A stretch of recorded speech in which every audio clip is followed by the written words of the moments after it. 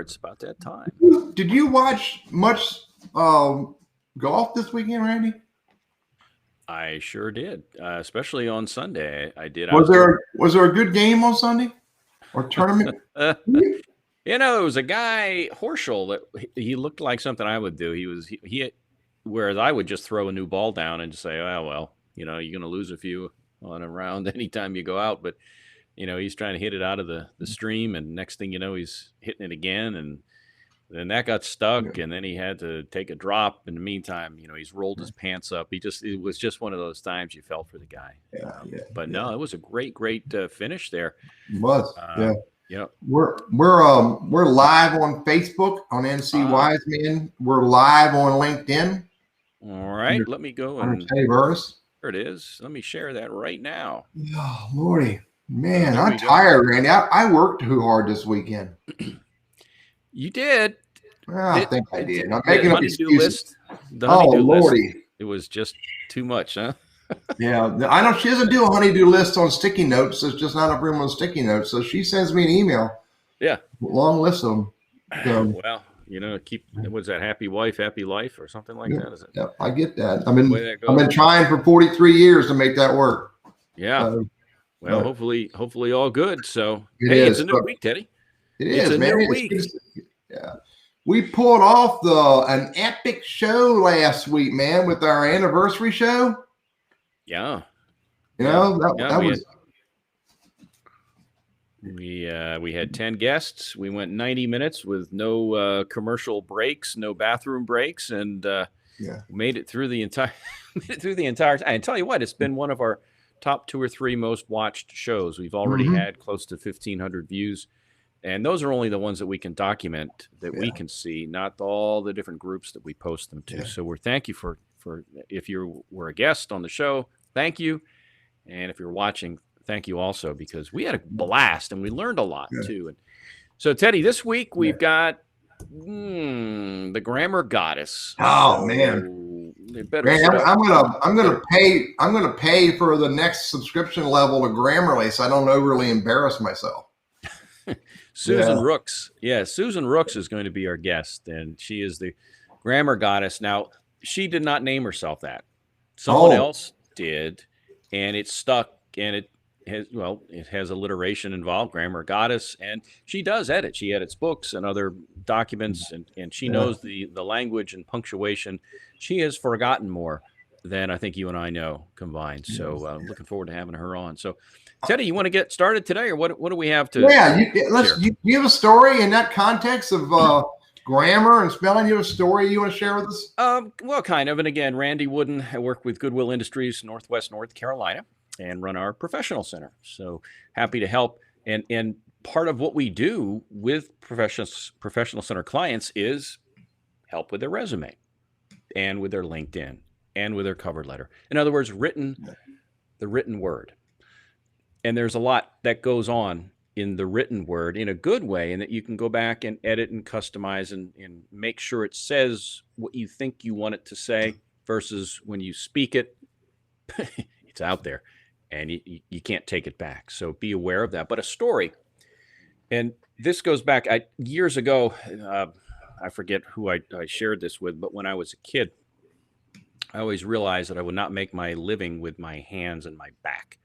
In other words, I was going to make it with the way I speak and what I'll call those soft skills that we hear so much about. And you can argue good, bad, or indifferent, whether those are soft skills, critical skills, but the communication skills. My mom was a school teacher. She taught English. So you better believe that I was raised with knowing how to speak. And if I didn't speak properly or I wrote incorrectly, I got the little gentle nudge that said, well, you may want to go back and check that in a loving way. But the point was, I was brought up understanding how to do things correctly. And as I got older, that helped me get into radio. I had a nice voice. I was able to read as though it didn't sound like I were reading, that kind of thing. So that's kind of helped me in my career. And now I can take those communication skills, and I really enjoy this, and kind of meld that with the knowledge of the job hunt piece and how to do resumes and how to do LinkedIn and how to sell yourself. So I can combine both those, but it all started in my youth and understanding how to do things the right way. And when I do change things, and I do, because sometimes just for effect, I'll say something like "ain't got none," that kind of thing, and I do that just for effect. It's self-deprecating, and it helps. Sometimes it helps people relax a little bit. But I think we do form impressions of each other based on the written word, based on the spoken word, for better or worse. And to the degree that we can consciously do the right thing, especially if we're in a job hunt or in a sales role and we're trying to convey and impress, I think it's important for us to put our best foot forward. So that's where Susan comes in. But that's my story, Teddy. I grew up in an English teacher's household, so I get it naturally, I guess. I remember when I was a kid, my mother, there were a couple things that I were not allowed to get away with. One was, hey, does anybody know where where's the brooms at? Is that called? You never end a sentence with a preposition. Is that what it's called? Yeah, something you should never end a sentence with. Get it? See what I just did there? I got it, buddy. Yeah. All right, there you go. The other thing is what? Mom or dad or someone would say something and go, what? It's like, no. That's not how you respond. So I could show you where the marks are at. I was going to say, Teddy, living proof, right? Yeah, but I'll here's my story about where I learned the real power of grammar. Here's one of the stories. There's actually a couple of them, but I'll tell you one of them. When I wrote my first book, I hired an editor. And this is a guy that was recommended to me and said, this guy will do it. He'll do it quick and easy. Quick and easy. There's three things you want in life. You want it good, you want it quick, and you want it easy or cheap. Okay, quick and easy. You can't get all three. No. Sure enough, I got quick and easy. So I wrote my first book. I had it edited. I realized it wasn't edited to the level that I really wanted. So I had to do some more work on it myself and try to get rid of some of those prepositions and dangling participles and that kind of stuff. Nobody likes a participle dangling, Teddy. No, I get it. This is not a pretty sight. Anyway, I published the book. All right. A lady in Roanoke, Virginia, who I knew from a distance. She knew me from a distance. We knew other people in our circles. She sends me a message that says, Teddy, I love your book. Absolutely fantastic book. My Networking for Mutual Benefit book, Randy. Available on Amazon for $10.95. Anyway. My midnight tonight. She said, I love your book. I can only imagine how much better it would have been if you would have hired an editor. So that stung. She was right. I did fast and easy, quick and easy, cheap, and that was a mistake. So we got on the phone and we talked. And she was really, really a very giving lady. And she said, your next book, when you write it, let me know, and I want to be your editor. So I wrote my second book. Got it all ready. I edited it myself the first time. You never write and edit. You write and then you edit. And so I called her up and said, I'm ready for you to edit my book. Mm-hmm. And so she said, great, send it to me and we'll start it going. So I sent her the book and she sent it back to me a chapter at a time. And she red penned that thing up one side, down the other, red pen everywhere. Taught me things that that Mrs. Belferman, my high school English teacher, tried to teach me, but I didn't pay attention to. And I really started understanding the power of written word when they're written well. And so my second book is published and edited at a much higher level. And no one's come back to me and said, imagine if you would have hired an editor. It really is a very well-written book. But Elizabeth, her name is Elizabeth. I'm trying to remember her last name. She taught me the power of proper grammar and sentence structure. And to this day, I contend that's changed my writing, which I write all day long, significantly. Learn. That's that story behind that.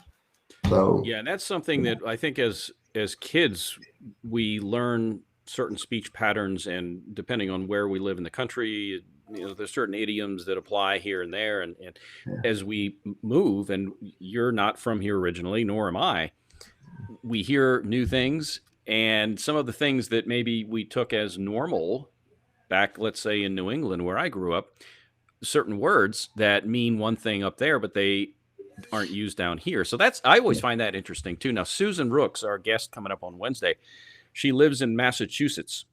So she's one state over from Rhode Island, where I grew up. Rhode Island. That's how they say it there. And so interesting. We had a talk when we were talking about the show a couple, 3 months ago, I guess it was, about some of the wording that is used in New England that is not used here. And we can get into some of that for fun on Wednesday, but it's going to be a good time. Really going to look forward to that. Yeah. Got a tip for you. Wait, Randy, before the tip, how about the story that you and I were talking about earlier? We got a few minutes. How about the story earlier about what's happening with all of our special guests and how our circles keep growing so richly? Well, you mean as far as Susan helping land some of these other folks? Oh, my golly. Yeah, buddy. Yeah. We talk about LinkedIn, and if you're watching this, chances are you've got a LinkedIn account or you have one, you don't use it a whole lot, whatever. But I can tell you some stories, and we'll get into it probably in more detail maybe on Wednesday, about if I have a connection, let's say it's Teddy, and I engage with Teddy. Anytime Teddy likes or comments or posts, it's going to show up in my newsfeed because he and I engage frequently with each other.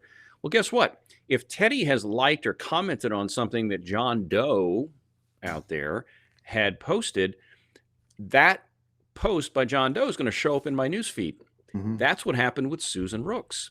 She had posted something that one of my connections had liked, and I read it and I thought, wow, this is pretty good stuff.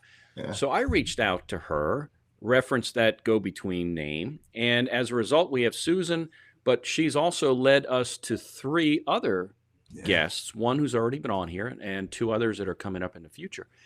But it points to the power of networking, and we talk about that all day long, but we're talking about people who aren't in our backyard. These are people that I've never met in person, and you deal with this stuff every day. Yeah. So don't discount LinkedIn as a tool. It's not the end all, but it's a way to open a door. And if you can get the door open, whether it's selling services or just learning about new things, I think LinkedIn is a pretty valuable tool. So I know you're the guru on that, and I teach it as well, but you teach it at a higher level than I do, especially from a business standpoint. You've actually got something coming up, don't you, this week? Don't you have a I do. Class? I have my Is that this week? Is that tomorrow? Oh my God, tomorrow. Yeah. I'll mark it. If you're interested in a LinkedIn webinar, look at me later. It's for something that's for outside this context, but love people to show up on my webinar. So, hey, Randy, what's your quick little tip? Yeah, I've been writing a series, 3 or 4 columns on written correspondence in your job search. And so Susan's appearance is going to be timely. And those written correspondence things took, whether it's resume, whether it's social media, whether it's, you name it, just under texting, email. The point here is, if it's business oriented, make sure you're emailing and texting if they want you to text, but do it in complete sentences. We talked this on a team meeting at Goodwill this morning about using the word love. Instead of LOVE, it's LUV, and all these abbreviations that, quite frankly, some people don't understand. And you want to be, communication is important when it's taken in the way you intend it. Clarity. And so take the time to be clear in your written words, and as clear as you can be in your spoken words. So we'll learn a whole lot more about that. What you got, Teddy? Got a story? Can you see my caption, or my overlay caption? Okie dokie, buddy. Okie dokie. Here we go. Yeah. Hey, here's my Lord. You still there, Randy? There you are, buddy. You stuck for a minute. You were stuck. So, hey, here's my little tip, and I'm with Randy. I mean, our written correspondence and everything, email, text messages, letters, social media, resume, all of that stuff is critical. One of the things I say to myself that I want to share with you is when you write it, if it's really important, then don't be so quick to press that button. Write it, read it, say it out loud. Write it, read it in your mind, say it out loud, because when you say it out loud, you're speaking to your mind. Believe me, is how this mind works, is how most of our minds work. And you're going to catch like, oh my God, I wrote that word. Is oh my God okay, Randy? I think it's permissible. Okay. In this establishment. Right. Maybe I should ask Susan on Wednesday. Well, do it at noon, because that's when the show airs. It's noon Eastern time to 1. Susan Rooks, the grammar goddess. Look her up on LinkedIn. She also has a website, and we posted the registration throughout my Facebook and LinkedIn. I think, Teddy, you got it here in the notes as well. So if somebody wants to register, we can find a way to fit you in. I got her LinkedIn profile. That's what I'll start doing for the show, is drop the LinkedIn profile. Here's Susan Rooks' LinkedIn profile right there. Boom, waka waka. Yep. So, show up about 5 minutes early, because we go behind the scenes at 11:55-ish. And you're welcome to show up at 11:55 and ask Randy and I and our special guest any question you want to ask. No holds barred. That's me, Teddy. It's not I.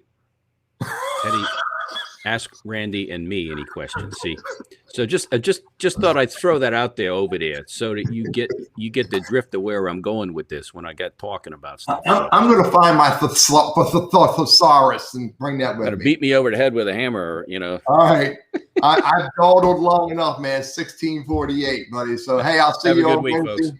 Y'all be good. Bye. Take care. Have a good one. See you.